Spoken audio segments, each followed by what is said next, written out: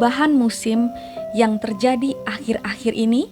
Negara Indonesia mengalami 2 musim, yaitu musim kemarau yang terjadi antara bulan Mei hingga September dan musim penghujan yang terjadi antara bulan Oktober hingga April.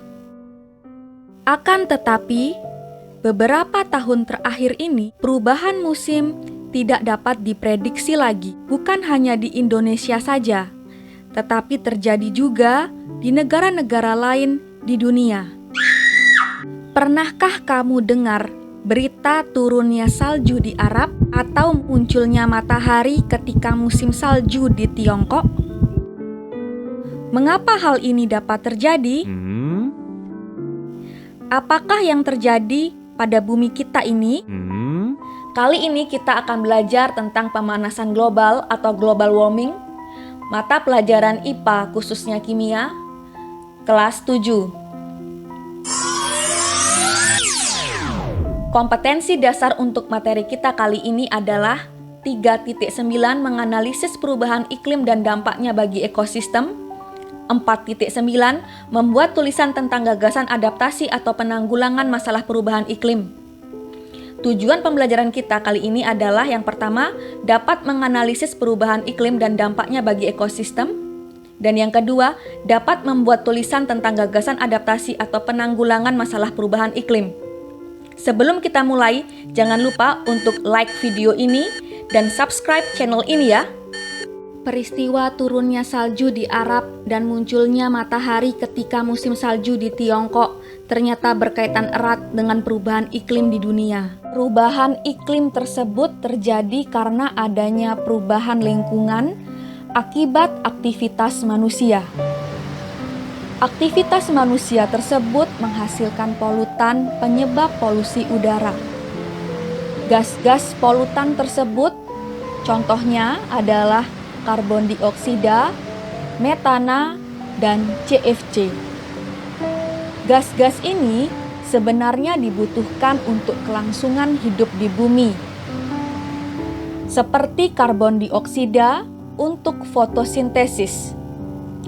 Akan tetapi, apabila jumlahnya terlalu banyak, maka akan bersifat polutan. Gas polutan ini menyebabkan suhu di bumi semakin tinggi, seperti bumi berada dalam sebuah rumah kaca. Peristiwa ini dikenal dengan istilah efek rumah kaca. Bagaimana proses efek rumah kaca ini terjadi? Kita tonton ilustrasi berikut ini. Dalam jumlah yang seimbang dan cukup, gas-gas rumah kaca pada dasarnya sangat berguna untuk menjaga panas di bumi yang memungkinkan keberlangsungan kehidupan dan makhluk hidup. Panas yang timbul di bumi berasal dari radiasi sinar matahari. Radiasi sinar matahari ini sebagian dipantulkan kembali oleh atmosfer bumi dalam bentuk sinar inframerah dan sebagian diteruskan sampai ke permukaan bumi. Di permukaan bumi, radiasi yang sudah berubah menjadi panas diserap sebagian dan sebagian lagi dipantulkan kembali ke atmosfer. Panas yang dipantulkan oleh bumi terperangkap di atmosfer bumi oleh gas-gas rumah kaca yang menimbulkan efek rumah kaca. Ini adalah gambaran ilustrasi bagaimana proses efek rumah kaca itu terjadi. Cahaya matahari atau radiasi matahari diserap oleh atmosfer bumi dan sebagian lagi dipantulkan. Radiasi matahari yang sebagian diserap oleh atmosfer bumi akan diserap oleh bumi, kemudian sebagian lagi dilepaskan dari atmosfer bumi. Akan tetapi, aktivitas manusia yang merusak hutan sehingga mengurangi kapasitas penyerapan karbon dioksida, penggunaan beberapa alat yang menghasilkan gas CFC seperti AC, kulkas, dan penyemprotan, gas rumah kaca dari bahan bakar fosil menyebabkan radiasi matahari yang seharusnya dipantulkan keluar atmosfer bumi, terperangkap, dan dipantulkan kembali ke atmosfer bumi. Hal inilah yang menyebabkan suhu di permukaan bumi semakin panas. Sekarang saatnya kalian mengerjakan soal latihan. Pilihlah jawaban yang paling benar. Waktu menjawab 10 detik setelah dibacakan soal. Satu soal nilainya 20. Jika jawaban salah, maka nilainya 0. Soal pertama. Efek rumah kaca adalah istilah untuk menggambarkan pemanasan alami yang terjadi akibat pemantulan gas tertentu yang kemudian terperangkap di atmosfer. Efek rumah kaca dapat menjadi masalah lingkungan secara global jika terjadi A. Kenaikan kadar karbon dioksida. B. Kenaikan kelembaban udara. C. Radiasi sinar ultraviolet. D. Penurunan suhu lingkungan.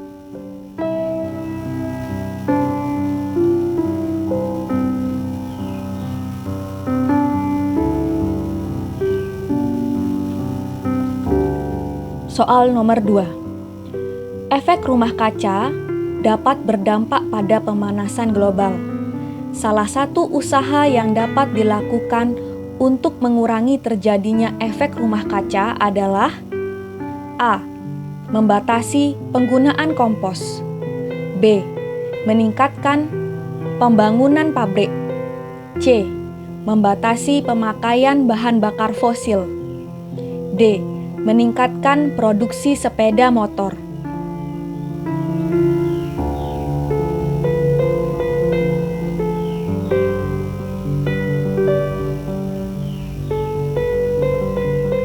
Soal nomor 3. Bahan bakar ramah lingkungan diperlukan untuk mengurangi dampak pemanasan global. Berikut ini contoh bahan bakar yang ramah lingkungan adalah A. Solar. B. Bensin. C. Biogas. D. Pertamax.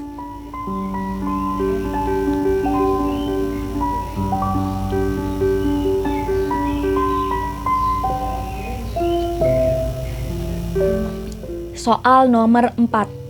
Aktivitas berikut yang tidak dapat menghasilkan gas rumah kaca adalah A. Pertanian dan peternakan.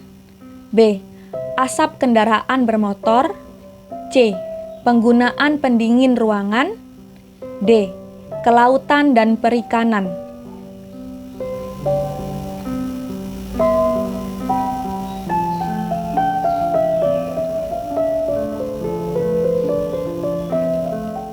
Soal terakhir. Berikut ini yang tergolong gas rumah kaca yaitu A. CFC, uap air, metana, dan helium. B. Metana, karbon dioksida, CFC, dan oksigen. C. Metana, karbon dioksida, CFC, dan nitrogen. D. Metana, CFC, karbon dioksida, dan ozon.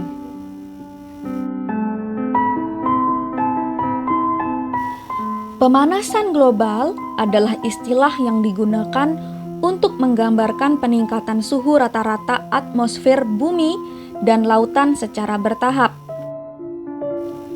serta sebuah perubahan yang diyakini secara permanen mengubah iklim bumi. Video pembelajaran tentang pemanasan global sampai di sini. Pembahasan tentang dampak dan penanggulangannya akan kita bahas pada video pembelajaran selanjutnya.